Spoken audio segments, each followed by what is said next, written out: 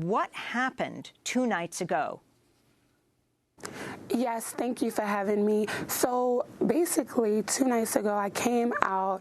Everything was fine. People were socializing, eating, just communing as normal.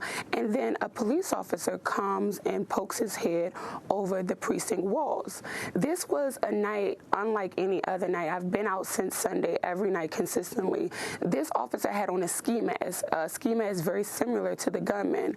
He poked his head around. He looked at the scene, saw what was going on. Less than 30 minutes after this officer with the ski mask that was poking his head over the precinct, these gunmen show up, who at the time, we didn't know who they were. They had on ski masks. They came up. We don't allow people to have on ski masks anymore because of the threats that we've been getting. Numerous Black Lives Matters representatives and NAACP heads have received death threats. So we've just been taking precautions when it comes to who is coming to the precinct. A number of African-American males went over to the guys and, basically asked them, what are you here for? If you're going to be here, you have to take off your mask.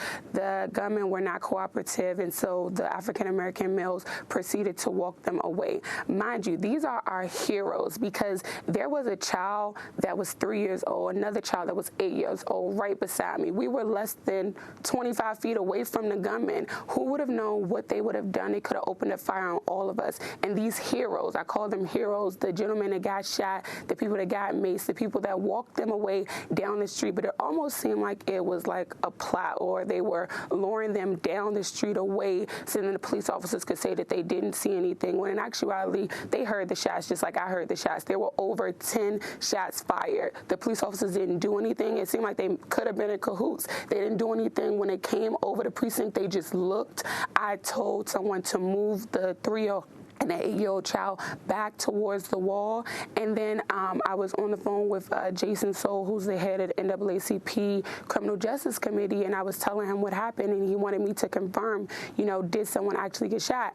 And so I really wanted to confirm myself, but I was also extremely nervous because I didn't know if the gunman was still there shooting. Nevertheless, I was courageous, and I went and I saw one person wounded, shot in their leg, another person wounded on the ground with a gun wound to the stomach. Everyone was going crazy trying to figure out what was going on. At the time, I didn't realize that it was 3 other people who had been wounded, but they had transportation come to get them because, like I said, at this point, it's like 15 minutes has passed. No police officers have come out, no ambulances come, no anything. Mind you, we're right down the street from the precinct. I've seen the police officers. They were just peeking their head over the precinct doors with a ski mask on, so we could not see their face. So then I went back, moved the kids towards the precinct building, and then I told them to take them to the car because the police officers were just standing there doing nothing, and I felt like we were really in danger, as if it was a war going on in our own backyard. So they took the kids to the car. I heard one of the police officers over say, they're taking the kids to the car. Like, they know what's going on, and they have no intention to help us, stop it, do anything. So some police cars started to come up. I was looking, like 20 police officers with their guns went running into the crowd. You would think they were running to actually help the witnesses, but instead they started to make the witnesses. They started to push them back. They did not ask for any witness, any eye testimonies, no anything until long after, maybe an hour after everything had transpired. The way that they've treated the peaceful protesters and the way that they didn't come and help. And even yesterday, I was at the hospital with one of the guys that got shot, Jamar Clark, all night. And he said, they just left him there basically for dead. They were just waiting to leave out. And that hurts you, when you've stood up for what you believe in and stood up for justice and also try to protect people, and the things that you get is the police basically tell you this is what you asked for. I wanted to ask you, Leslie Redden, when you say the gunmen and you had a group of people try to escort them out, were they brandishing the guns, or did you later find out when the shooting started that they were armed? Oh, correct. So I later found out that they were gunmen. At the time, all we knew is that they had on ski masks. They had a bag in their hand. They had a couple of signs in their hands. I don't know what they had in the bag. Again, we have no idea what they had planned if those individuals, those heroes, didn't walk them away from the scene. I want to turn to a video where masked men are seen driving to the Jamar Clark protest site and brandishing a pistol while making racist comments. The men in the video identify themselves by the aliases Sega Marine and Black Powder Ranger. It's still unclear if they were connected to Monday evening's shooting. This is an excerpt of the video. And yes, we are locked and loaded. You have a gun? Why do you hate freedom? Because I don't know. All right, check it out, you guys. We're gonna be driving down there. It's gonna take us about 10 minutes to get down there. We're gonna take a little while and shut the camera off in a little bit. We just want to give everyone a heads up on pull.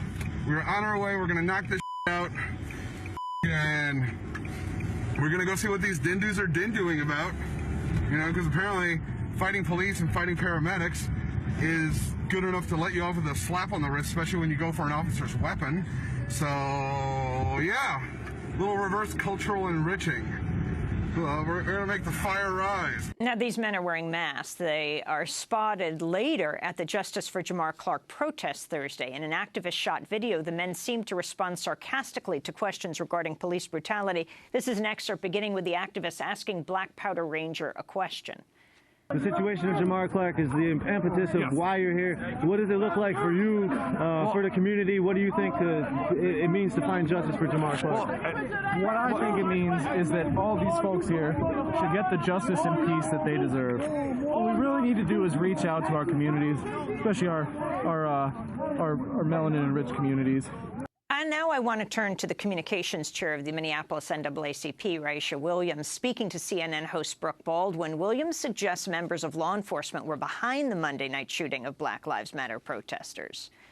We know that the police department is behind this. This is our personal belief after receiving witnesses' accounts, me personally being on the ground. Bob Crow, Minneapolis Department Union Head, has thrown Riddick out there. Wait, forgive me. I have to interrupt you. I know there's a delay here in Paris, but you said you believe the police department is behind what? We believe the police department is facilitating the injustice bullying to the protesters, and we also believe that they are involved in this shooting. We know from blackboards and from chat rooms and also videos that we have posted on our website that police that are from different counties, police from different districts have come down to entice the protesters, have come down to bully the protesters. I understand you are there in Minneapolis and you know much more about this, but those are serious allegations you are just laying down on national television. And we are standing behind it. We do not back down from these allegations. That's Raisha Williams of the NAACP in Minneapolis. Leslie Redmond, do you share her view? Now, 3 people have been arrested, 3 of these men. Right. Well, you know, the police came swarming in from the same areas that the gunmen fled into. Like I said, they took their precious time. So I do agree with her. And I would also like to say, you know, I didn't grow up in a household where I was scared of the police. I know that's a lot of the African-Americans in America lifestyle and basically their experience. But I grew up in Washington, D.C. I had uncles that were police officers, cousins that were police officers. I really looked at these people to protect and serve. But what I've been seeing over the past week, I wouldn't put anything past the police officers. I was out there when they were macing us, when they were shooting us with rubber bullets, when they were throwing tear gas at us for no reason. Literally, we were peaceful. Do not believe what the media feeds you. No one was doing anything to those officers. And then when I was actually on the ground and I saw those police officers come over the precinct for the first time with a ski mask on that looked exactly like the people that ended up being the gunmen, it's like, how do you not make the correlation? And then when they didn't come to help these men, it seemed like they were in cahoots. I cannot say for sure. I know that they did it, but the belief is definitely there. And the people that were there, we definitely feel like the police could have definitely had something to do with it. In addition, the gentlemen who all got shot were the same ones who were like in the front lines of the protests out there every day, fussing with the police officers, telling them that they were doing an injustice. So I just don't think that those are all coincidences.